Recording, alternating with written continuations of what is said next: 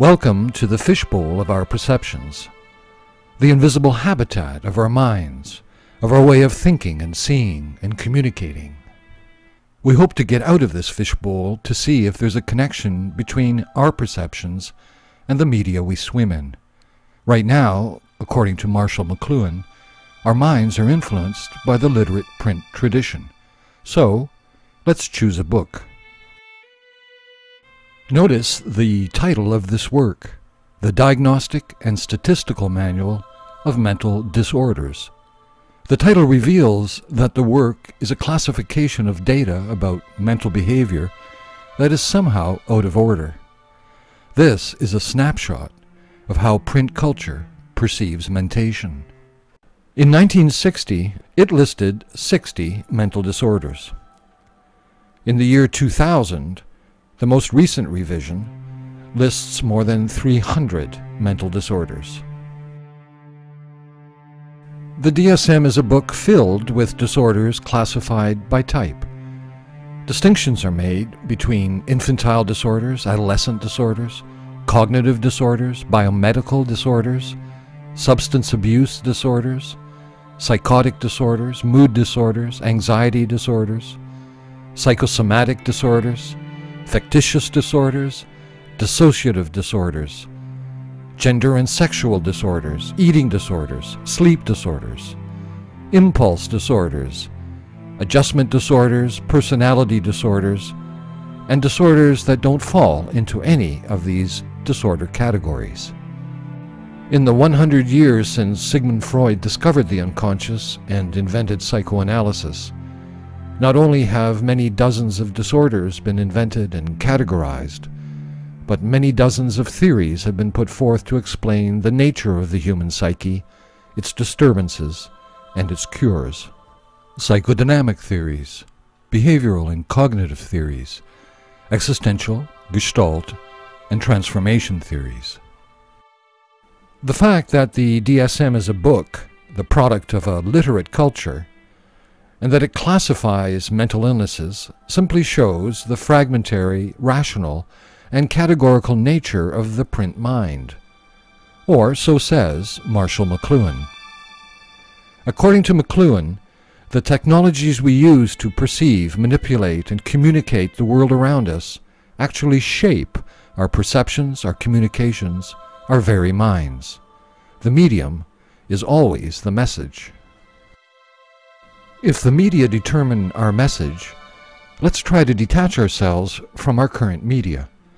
Let's try to escape our fishbowl to get an idea of what kind of water our minds are swimming in. To do this, let's go back before print entered the human picture, and then let's go forward to a time when electronic media have become dominant. Let's place our culture in context.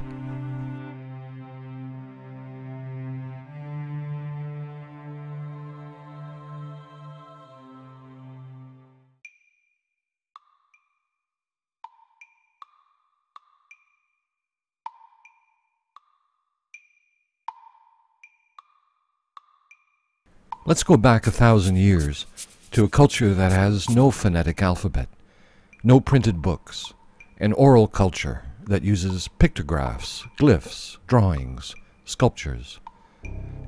Its communication would look something like this. These images or symbols aren't letters. They have no particular order. They don't force the eye to take a linear path.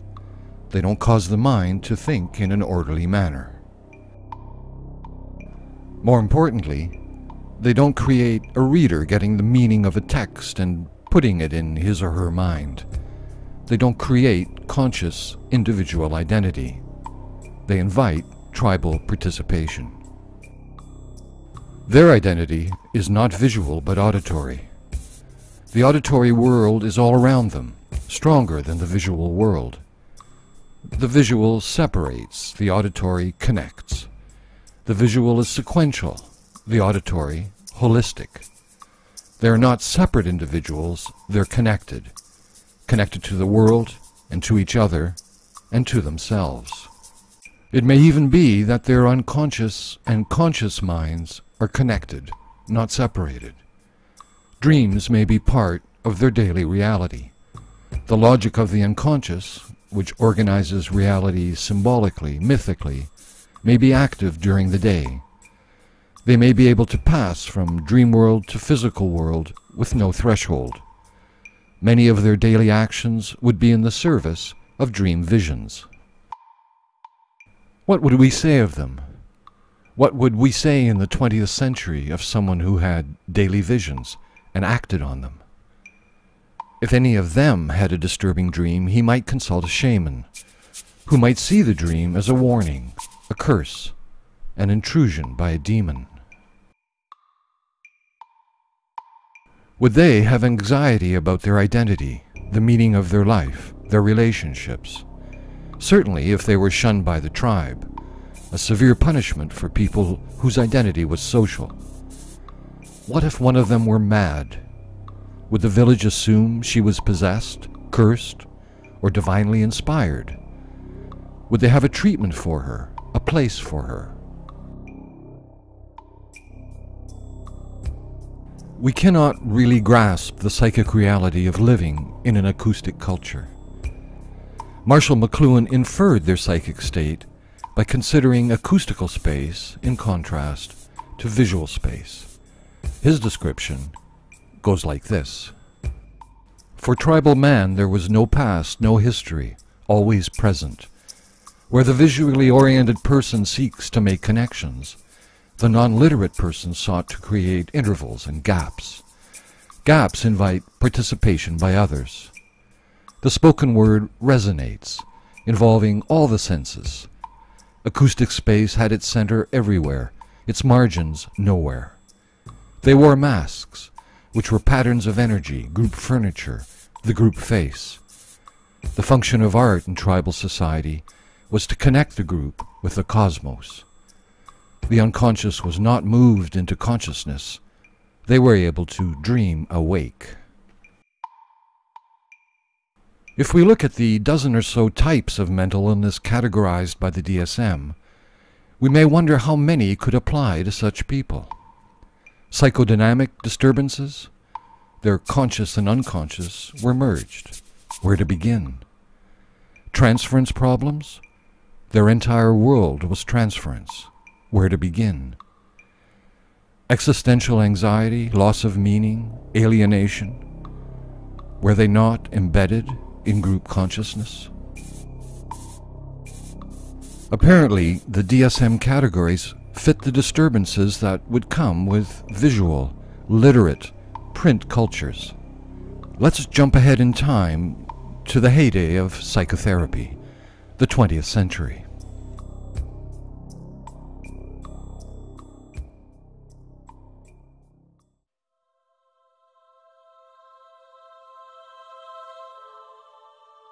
Here we are in the 20th century.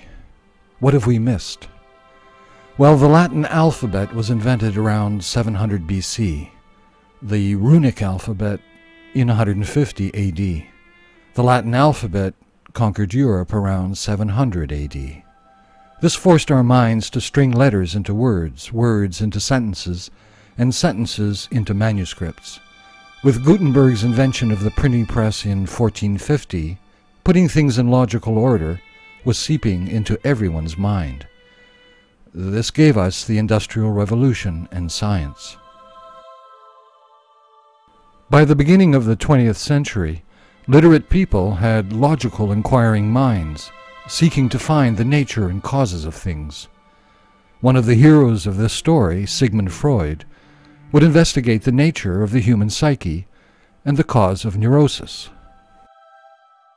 But let's stay out of our fishbowl as long as we can. The process we went through in creating an alphabet, writing manuscripts, and publishing books had a McLuhan-esque effect on us. These media became in some way our message. Let's turn once again to McLuhan to hear what he considers the effects of print technology.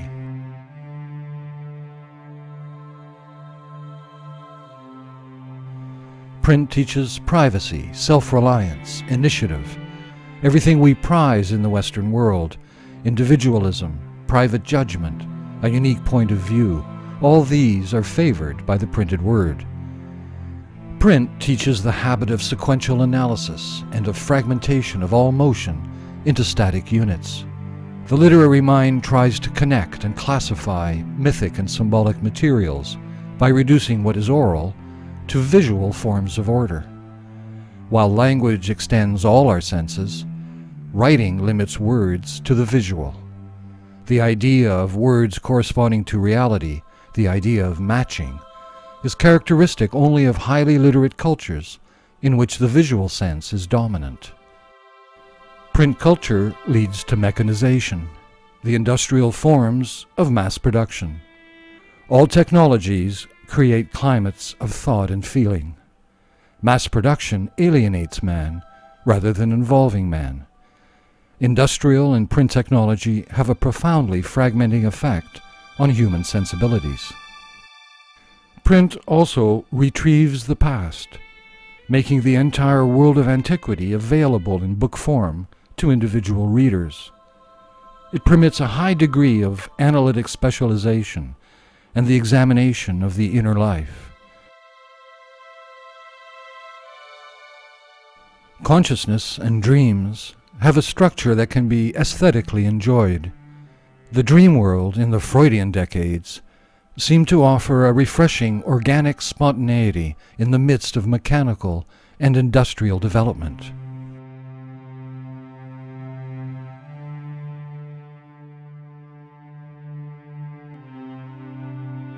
Marshall McLuhan noted that every new technology will retrieve something from the past and make it new again.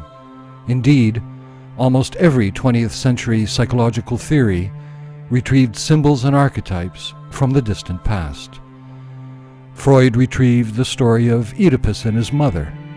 Jung retrieved the entire pantheon of Greek mythology.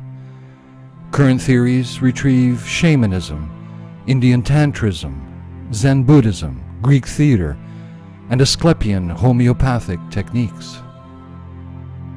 We might wonder if the DSM actually sets out to define the maladies not of human beings, but of print culture itself. Alienation, the loss of mythic unconscious, the loss of oral involvement, fragmentation, separation. These are all effects McLuhan attributes to print. And it is interesting that the cure for all of this is a return to the oral. Psychoanalysis and psychotherapy use the talking cure. The 20th century began with print and ended with digital technology. The telephone was developed commercially in the 1940s, television in 1950, the cell phone in 1980, along with home computers and CDs. The Internet became public with the World Wide Web in 1991. By 2000, everything was digital, from digital cameras to cell phones to television. The 20th century ended with electronics and new media converging, overlapping, bringing digital capture and creation to everyone. It was a century in transition from visual print culture to a new tactile electronic culture.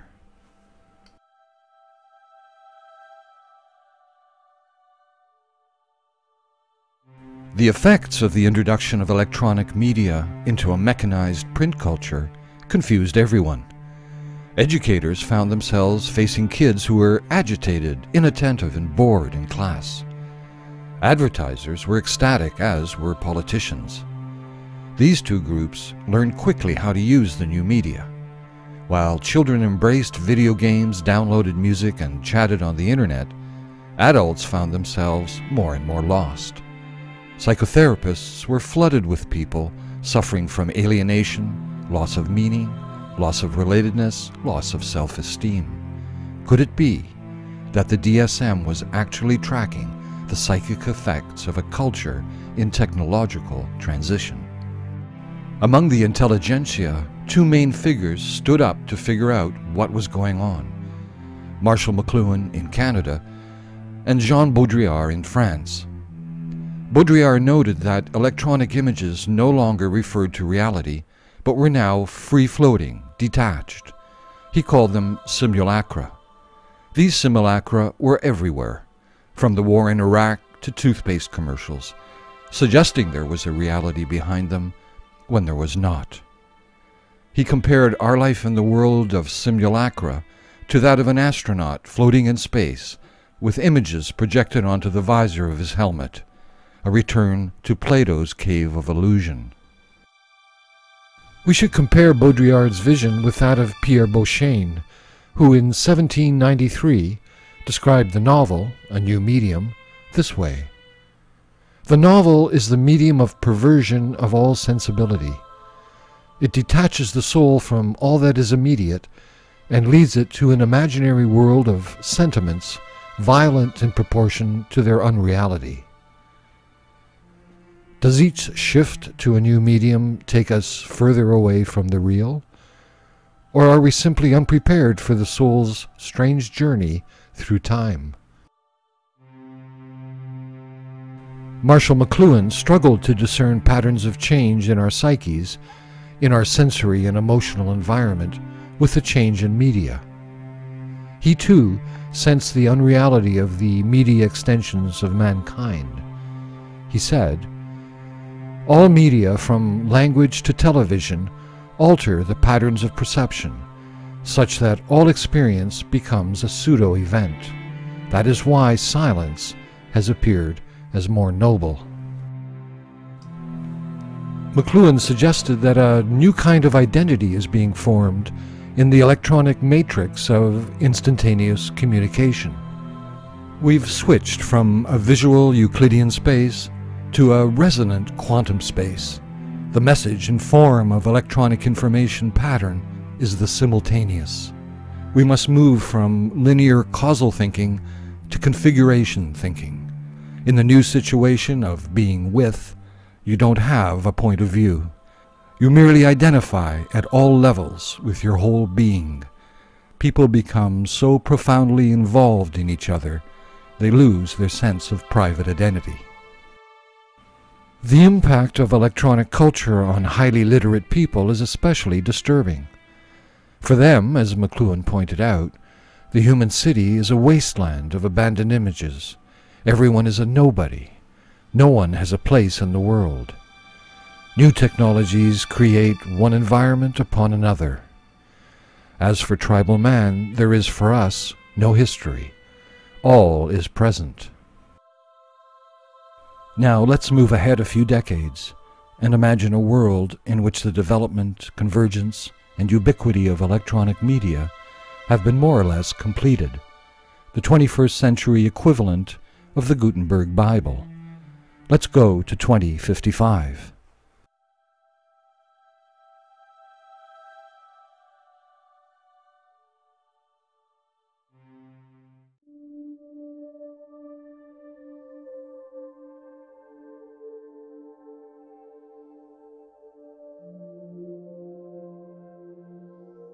Okay, here we are in 2055. Wait a minute, is this 2055? It looks like the past. I think we failed to project into the future. And there's a good reason for this. McLuhan pointed out that we always see the future in terms of the past, like driving a car while looking out the rearview mirror. Radios were called wireless sets, automobiles were called horseless carriages, flashlights were called electric torches, and digital creation stations were called computers. Can we not see the future without referring to the past? Thus warned, let's try again.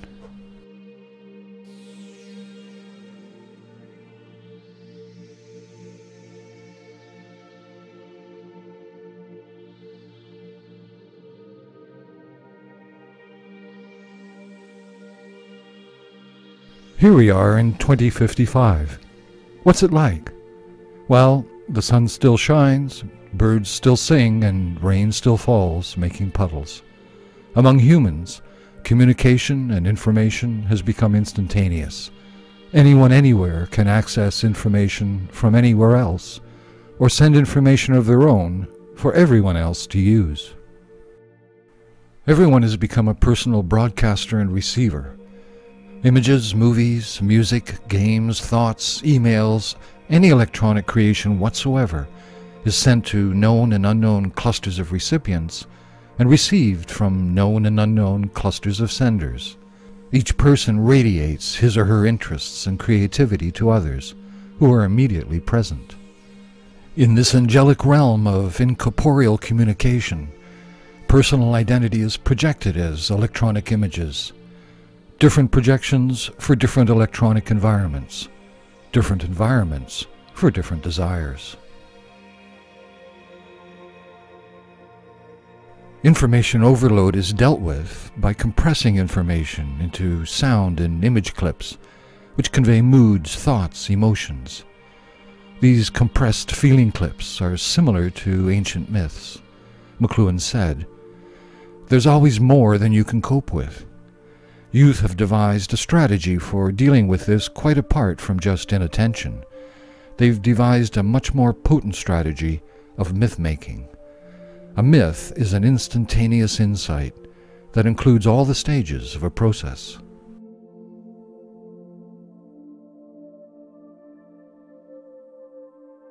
Incompatibility between the written word and electronic communication has intensified. Typing is slow, spelling uncertain. Compressed forms developed from leet-speak and web slang. This says, "In my humble opinion, it's probably a newbie at home.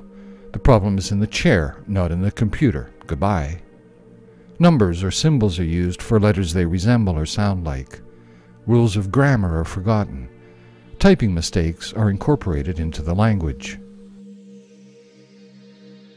We may wonder what this has done to traditional forms of writing, like novels or poetry. Marshall McLuhan saw the future of printed books as data or information resources. Novels of the future are multimedia video games like Myst, with collective interaction replacing individual reading, group identity replacing personal identity. Creative human encounters happen in virtual environments, like Second Life, where participants create an identity, purchase land, build homes, have parties, do business, or simply play. As McLuhan said, the goal-oriented work culture wanes as objectives mix and change in an electronic flux, and play becomes the new tool for exploring the world of information. Without play, there looms the danger of madness. Individual identity gives way to role-playing, and secrecy becomes impossible.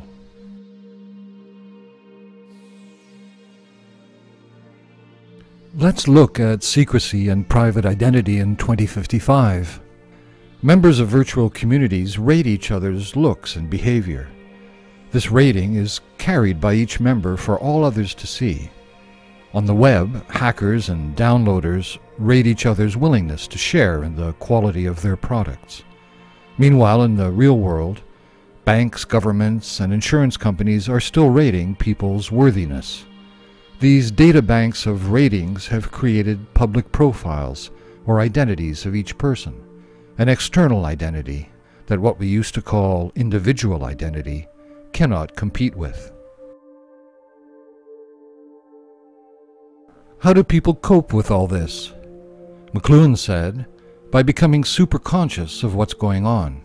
He wrote, "Electronic forms lead us to deeper regional cultures because of the electronic circuitry that involves us deeper and deeper in ourselves. In order to live with ourselves at such depth, in such instant feedback situations, we have to understand everything.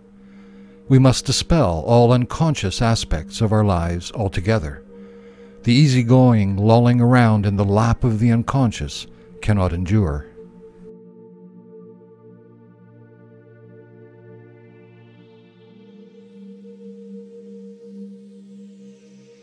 Let's try to summarize the psychic shifts that have taken place by 2055. Personal identity has become group identity. Appearance is manufactured out of fantasy. Everyone is creating a profile of everybody else. Secrecy is impossible. Everyone is sending and receiving mythic dream messages, and everyone is highly conscious of everything. Where does this put the unconscious? Where does this put psychodynamic psychotherapy? To try and answer this, McLuhan reminds us to think contextually, not logically. He said, "Electronic culture is a culture of patterns, not goals. All satisfactions will be derived informationally from broadcast images. So, there can no longer be a goal of mental health. Perhaps, though, there can be adjustment or maladjustment to patterns. Perhaps the DSM may have to change its title slightly, dropping the word diagnostic, since there's nothing to diagnose, and dropping the word statistical, since there's nothing to count, and dropping the word manual, since books are a thing of the past, and dropping the word disorder, since nothing is ordered anymore. It gets to keep the word mental, however, as a charming and provocative witticism from the literate past."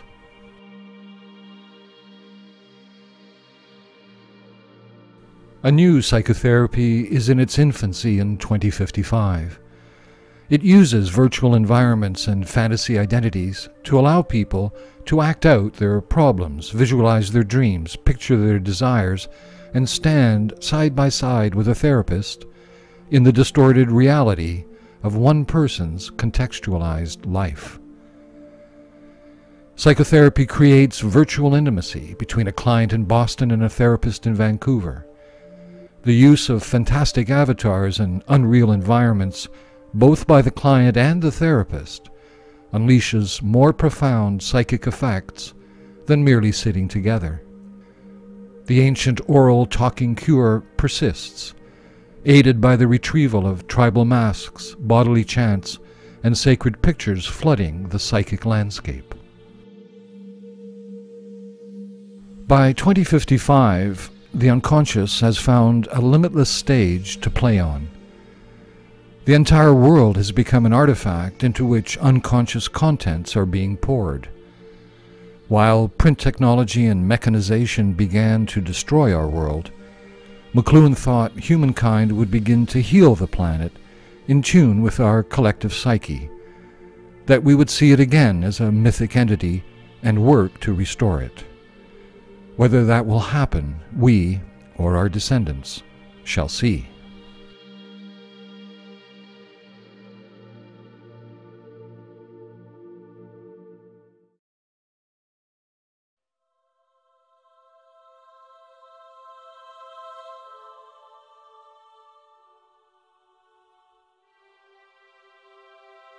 Back to our fishbowl, if we ever really left it. Using Marshall McLuhan's precept that the medium is the message, we may begin to see the psyche and therapy in a new light. Ancient oral culture brought the unconscious and conscious together. Identity was communal. The world was a magical present. Right now, at the beginning of the electronic age, psychotherapy seems to be retrieving oral forms to help heal the fragmentation brought about by the phonetic alphabet, print culture, and mass production. The talking cure brings the unconscious to consciousness, helps people search for meaning in the shifting sands of technological transformation. As our electronic media become pervasive and push print culture to the background, focusing on cause and effect will wane. Rational categorizing will wane, and the exploration of roles and environments will be the order of the day. Psychotherapy will play a part in all this, but what part remains to be seen. Very soon, new forms of mental disorder may be added to the DSM. Interactive media dysfunction, obsessive literacy, logical patterning disorder. And those who cling to literacy and individualism and rational order will be seen as dinosaurs. How will psychodynamic theory progress in a non-Euclidean mental space? We might ask how creationism progressed with the advent of science.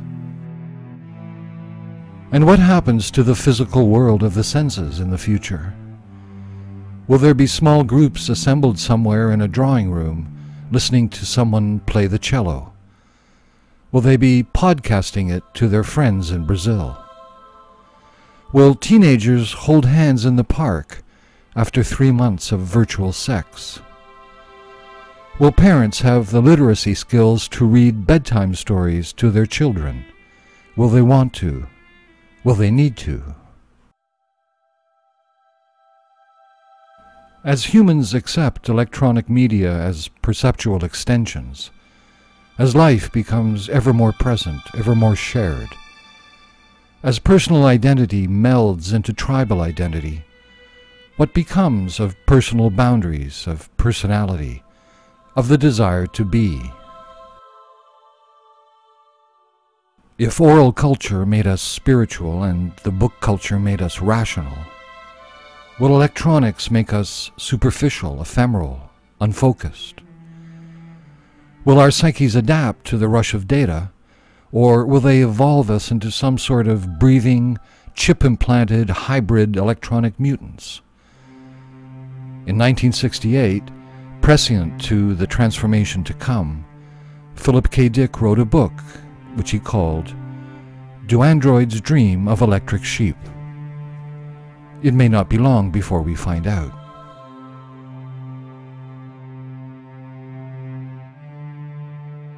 But all this nostalgia of the rearview mirror can betray us. Literate culture is dying, new digital forms are emerging. The fishbowl we knew is disappearing, and another, hopefully more sustaining, will take its place.